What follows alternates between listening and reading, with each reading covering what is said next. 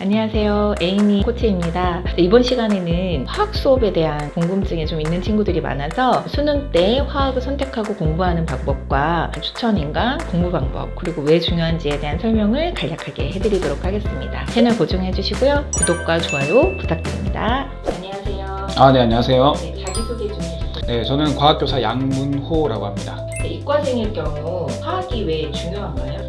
여러분들이 고등학교 입학을 하면은 고등학교 2학년 때 물화생지를 다 배우게 됩니다. 고등학교 3학년이 되면은 과학 선생님이 많은 학교가 있고 어떤 학교는 과학 선생님이 적은 학교가 있단 말이죠. 과학 중점고라든지 그런 이제 과학 선생님이 많은 학교 같은 경우에는 물화생지 2까지 고3 때 배울 거예요. 그런데 과학 선생님이 많이 없는 그런 학교, 화학 2나 생명과학 2는 무조건 배우게 됩니다. 어찌됐든지 간에 화학 1, 2는 여러분이 하게 될 가능성이 크다는 얘기죠. 그 수능 과목을 선택을 하게 될 때도 아마 화학을 선택하는 친구들이 많을 거예요.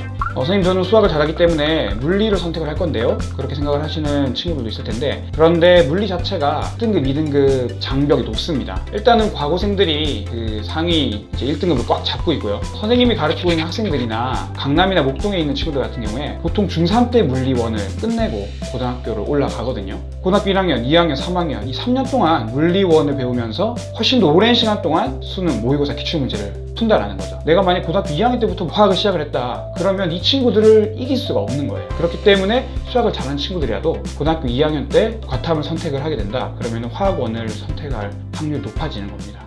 대학 입시에서 화학의 중요성이 어느 정도 차지를 할까요? 정시에서는 다른 과목보다 과탐이 등급 따위가 훨씬 수월합니다. 수학에 들이는 시간만큼 똑같은 시간을 만약에 과탐에 들인다면 훨씬 더 과탐 등급이 높게 나오겠죠. 여러분 대학교를 가면 가장 많이 배우는 과목이 화학입니다. 이공계면 굉장히 다양한 진로가 있잖아요. 내가 이제 의료 쪽으로 가고 싶다, 제약 쪽으로 가고 싶다, 기계공학과를 가고 싶다. 기계공학과를 만약에 선택을 한다 그래도 여러분 화학을 하게 됩니다. 생명과학은 안 하더라도 화학은 하게 돼요. 그리고 전기 쪽을 내가 선택을 한다, 물리를 이제 메인으로 해서 당연히 화학을 배우게 됩니다. 화학공학과를 간다, 당연히 화학 배우겠죠. 여러분이 어떤 학과를 들어가게 되더라도 다른 과목보다는 화학은 대부분 하게 돼 있습니다. 그리고 화학을 하게 되면은 직업이라든지 진로 선택의 폭이 굉장히 넓어져요. 그렇기 때문에 지금부터 이제 화학을 얼마나 탄탄하게 하느냐에 따라서 대학 진학 후에도 화학이 사실은 큰 비중을 많이 차지하죠. 화학은 이해 중심 과목인지 암기 중심 과목인지 알 수 있어요?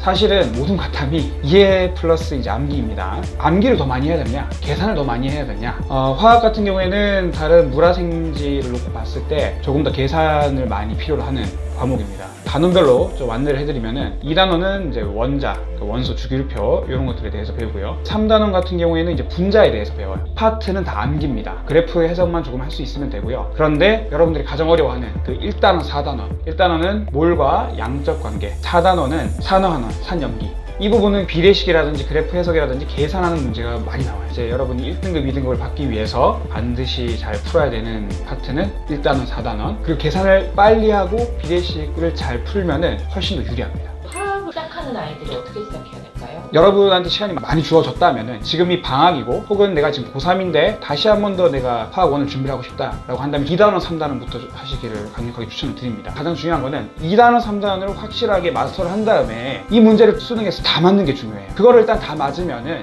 여러분 계산 한번 해보시면 아실 텐데 3등급이 나옵니다. 그 이후에 비교적 어려운 계산이 많이 들어가는 1단원, 4단원 하시면은 차례대로 2등급, 1등급 이렇게 이제 올라갈 수 있는 거죠. 화학은 그런 문제풀이나 공부 시에 유의할 점이 있나요?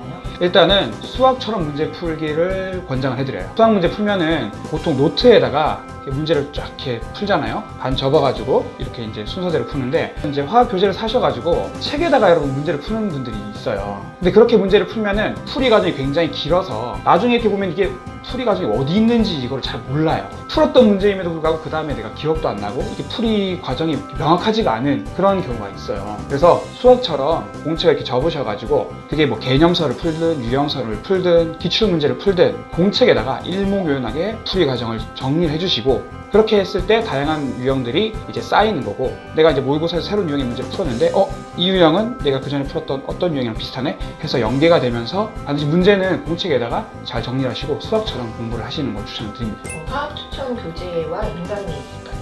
화학 교재는 개념서, 유형서, 기출문제집 이렇게 세 가지 단계로 말씀을 드릴게요. 개념서 같은 경우에는 만약에 과학고를 준비하고 있는 친구들이라고 하면은 하이탑을 쓰는 게 좋습니다. 수능, 입시가 목적이라 완자를 보시는 게 좋습니다. 뭐 셀파도 있고 우공비도 있고 EBS 연계교재도 있고 한데 개념에서는 완자가 양도 알차고 디테일하게 잘 나와 있는 것 같아요. 수능 문제 풀이도 잘 나와 있고요. 두 번째는 그 유형 문제집을 말씀드릴게요. 유형서 같은 경우에는 이제 수능 특강을 추천을 드립니다. 여기서 유형이란 말은 수능에서 나오는 문제들의 유형을 알기 위한 책을 말씀을 드리는 거예요. 그러니까 EBS 교재의 연계율이 70% 정도 된다고 얘기를 하잖아요. 이 출제원들이 문제를 낼 때 EBS 수능 특강을 안 볼 수가 없습니다. 그해 수능을 친다라고 하면은 그해 나오는 수능 특강을 반드시 풀어봐야겠죠. 70% 연계가 되니까. 과학 탐구는 영어나 이런 것처럼 내신 따로 있고 수능 따로 있고 이런 경우가 거의 없습니다. 대부분의 학교 선생님들이 중간고사, 기말고사를 모의고사에 있는 형식대로, 유형대로 문제를 내게 돼 있어요. 여러분 이제 정시 공부 열심히 잘 하시면 과탐, 중간고사, 기말고사는 당연히 이제 오를 거고, 그리고 학교 선생님이 중요하다고 했던 부분들만 체크를 하셔가지고 충분히 높은 등급을 받을 수가 있어요. 그래서 마지막 세 번째 기출문제집인데, 여러분 잘 아시겠지만 모의고사, 수능 이런 문제들을 400에서 450문제 정도 묶어놓은 겁니다. 서점에 가면 굉장히 많은 게 있는데, 그럼 선생님 얘네들 뭐 어차피 수능, 모의고사, 기출문제니까 문제 똑같은 거 아닌가요? 네, 맞아요. 똑같아요. 똑같은데 그럼 뭐가 선택 기준이 되느냐? 해설집을 보셨을 때 여러분이 잘 이해가 가시는 책을 선택하시면 돼요. 그렇게 해서 개념서, 유형서, 기출문제집 선택을 하시면 좋겠습니다. 인강은 만약에 무료 강의를 원하신다면 EBS에 있는 그 양진석 선생님이 있습니다. 그분의 강의가 굉장히 지루하다는 느낌이 별로 안 들어요. 그리고 실전에서 사용할 수 있는 스킬들을 많이 이제 가르쳐 주시기 때문에 양진석 요 분의 영상을 한번 보시는 게 도움이 많이 될 것 같습니다.